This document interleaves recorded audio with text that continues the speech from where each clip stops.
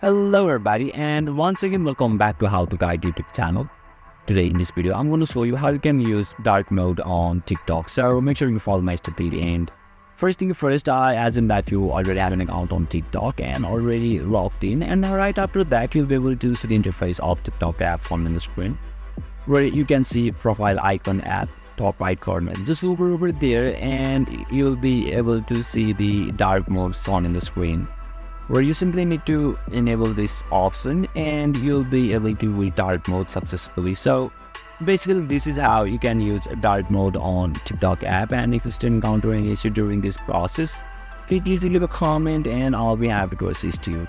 If you found this video helpful, please give it a thumbs up, and if you are new to this channel, make sure to hit the subscribe button and set the bell icon to on so that you can stay updated with our latest content.